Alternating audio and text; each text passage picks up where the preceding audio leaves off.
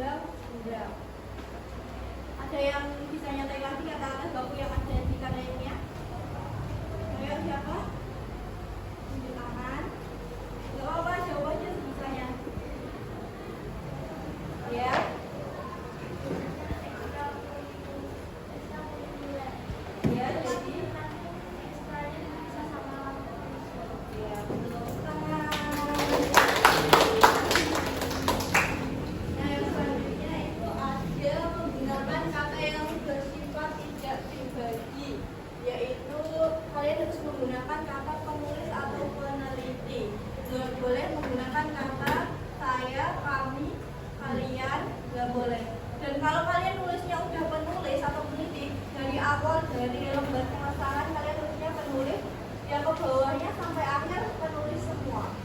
Nggak boleh misalnya jadinya penulis di latar belakang ada penyusun, nggak boleh. Jadi harus terstruktur semuanya sama. Kami sini paham? Nah, selanjutnya itu ada menggunakan kalimat pasif.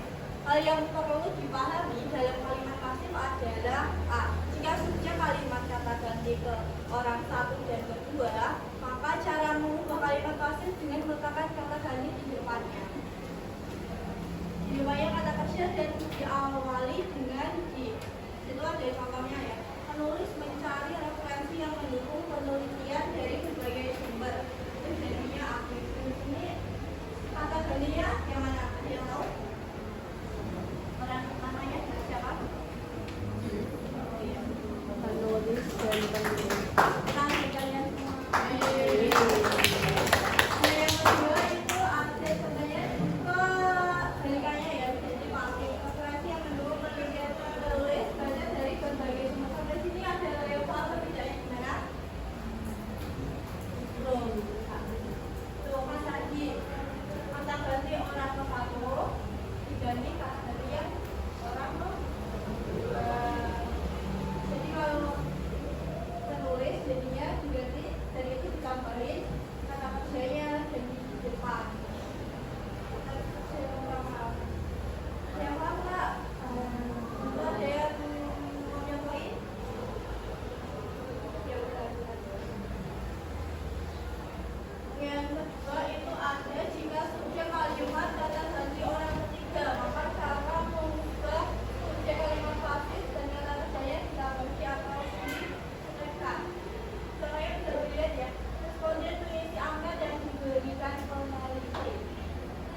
Itu jadinya aktif dan ganti ke pasif jadinya angket yang diberikan peneliti diisi oleh responden. Jadinya dibalik. Mesti paham? Nah, yang selanjutnya itu ada gagasan utama. Gagasan utama adalah ide, gagasan atau permasalahan utama. Sedangkan kalimat utama adalah kalimat yang berisi gagasan utama. Coba perhatikan ya yang aku bacakan. Kalimat utama itu ada bila mendengar perbunyian paus, kira-kira biasanya akan melayang ke desa Lama Lera. Nah, gagasan utamanya berarti apa?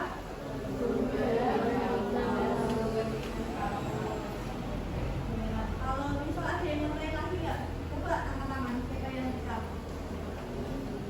Kamu aja. Kamu sini yang juara ini siapa? Mas, buat contohnya satu aja. Kalimat utama, terus itu gagasan utamanya apa?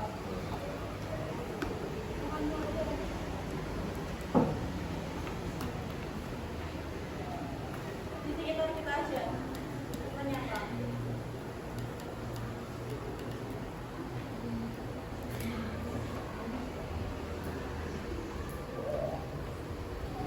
Misalnya ya apa? Bila mendengar perburuan ikan paus, pikiran kita biasanya akan melayang ke desa Lamareira. Berarti gagasan utamanya adalah perburuan. Ini isinya perburuan. Ini aja. Aku siapa namanya Syifa?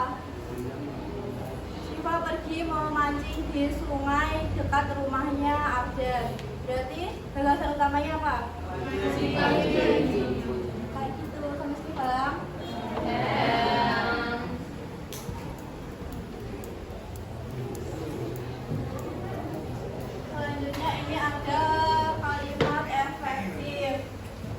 Kalimat efektif adalah kalimat yang menyampaikan informasi secara singkat, lengkap, dan mudah dipahami. Bisa dilihat ya di labelnya.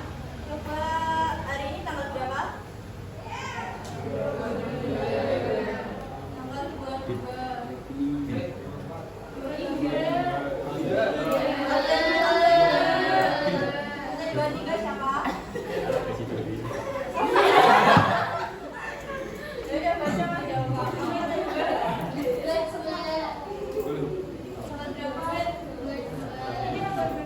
Iya, 19 siapa?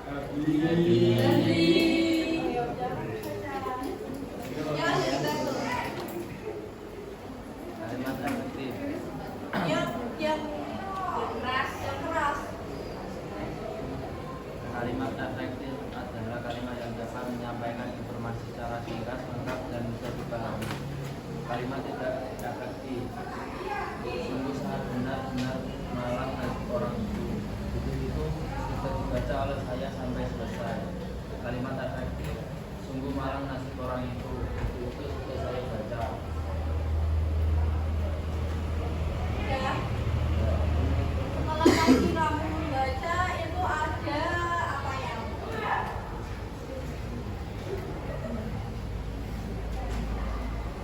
Jadinya kalimat tidak efektif itu gimana? Bedanya apa bedanya? Ayo yang bisa share, bisa siapa? Gak apa-apa. Ya, apa? Kalau kalimat tidak efektif itu kalimatnya bertele-tele, ya. Sedangkan kalimat efektif itu lebih singkat dan lebih mudah dipahami.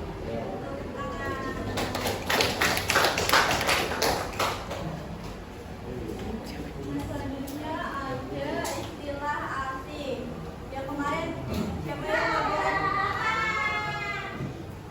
yang laporan KTI-nya ada kalimat asing. Ya, gimana? Tulisannya kemarin gimana? Kalau kalimat asing itu biasanya dipakai italic. Ya, kenapa pakai italic? Karena itu kalimat asing. Iya, kenapa?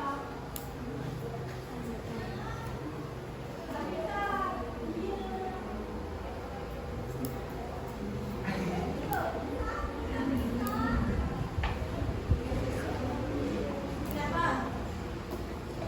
Karena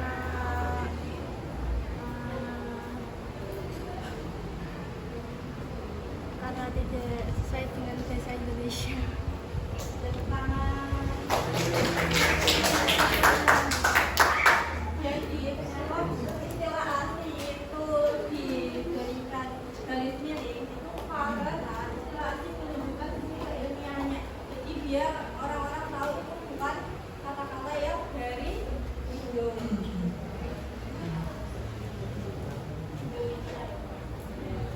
Selanjutnya itu ada dinotasi atau makna lugas. Ini sekarang bulan apa? Terima siapa?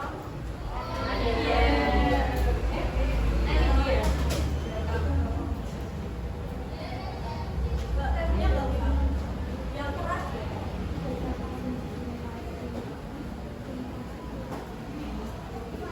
Rasa kopi buatanmu.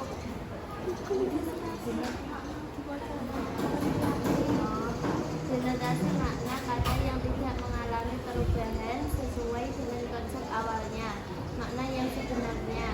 Sebaliknya, konotasi adalah makna yang telah mengalami perubahan makna atau makna yang tidak sebenarnya. Jadi sampai sini paham apa yang tadi dibaca?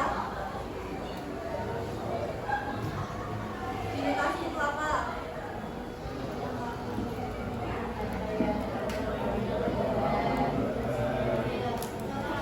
Dinotasi contohnya ada rasa kopi buatanmu kurang manis. Maknanya itu rasanya manis. Jadinya dinotasi itu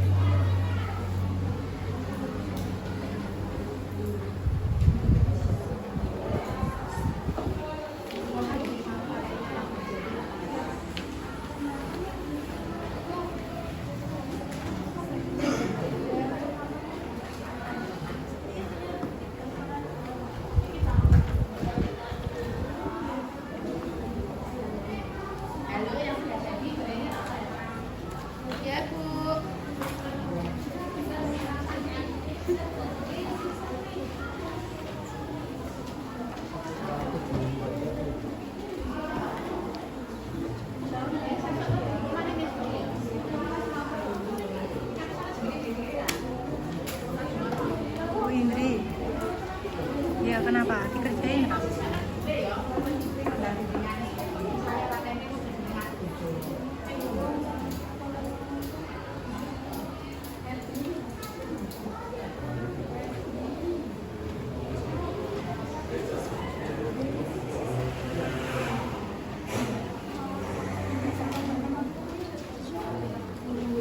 Yang nomor 2 kan soalnya ada temukan kesalahan bahasa ya. Jadi kalian tambahin perbaikannya juga ya. Salahnya gimana, terus betulnya gimana.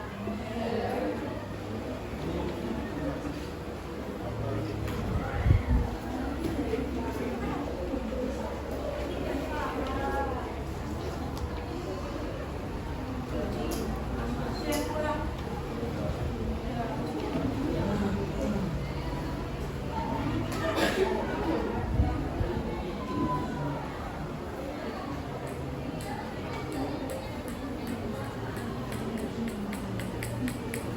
kalau ada yang kesulitan boleh ditanyain ya.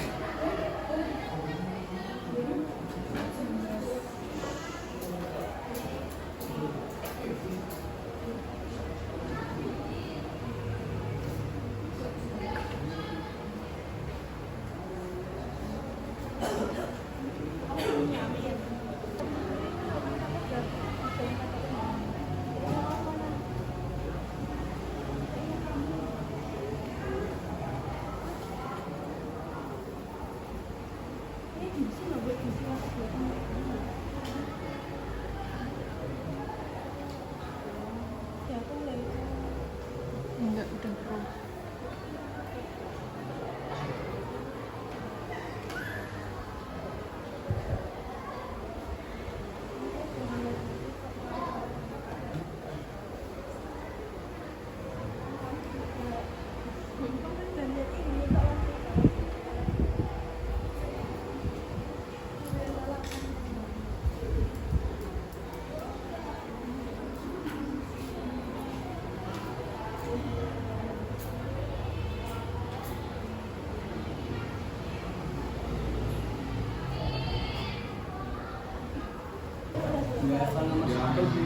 Nomor satu itu minimal. Kan makan kamu Siap. Boleh. boleh sekali. Ini kamu bisa baca itu.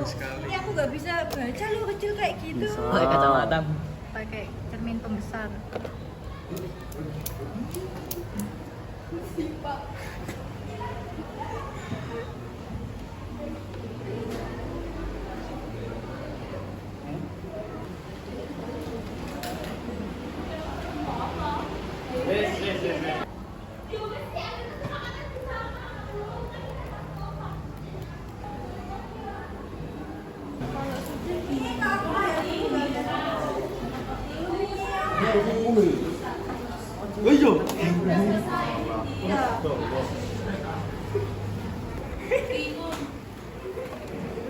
Yo cahayu dhewe.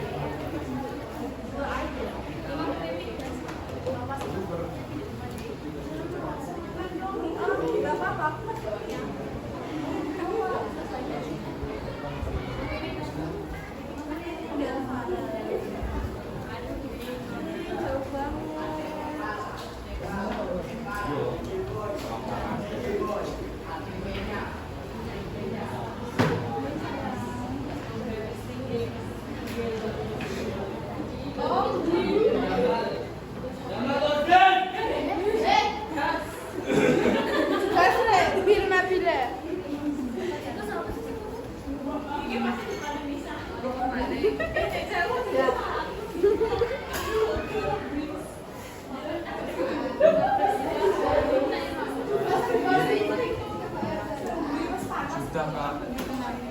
Nih Ya, Kak.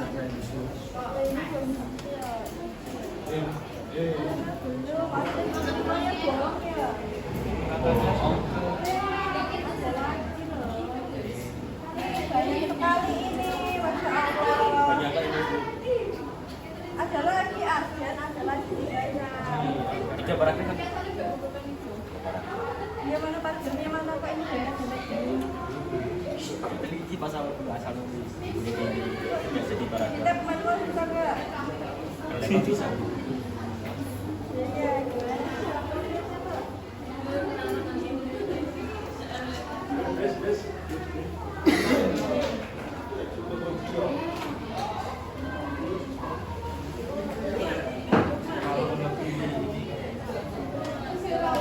Hari ini kritik kamu.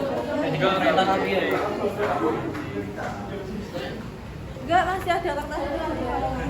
Jadi pemerintah yang sama. Ya, Ini nggak apa-apa.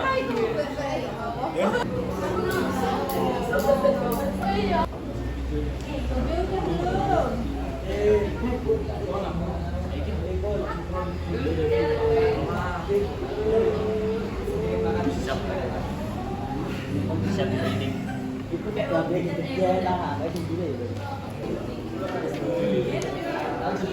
membahas mengenai faedah kebahasaan. Ada apa aja tadi?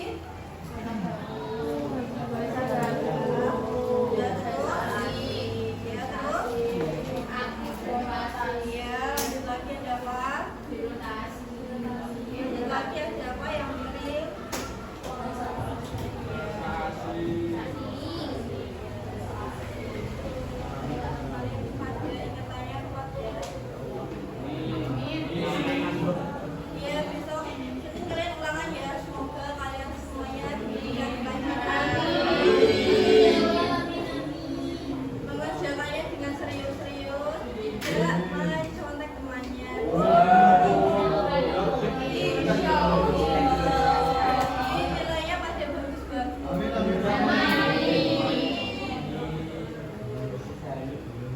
Oke, Fitri akhiri pembelajaran kali ini.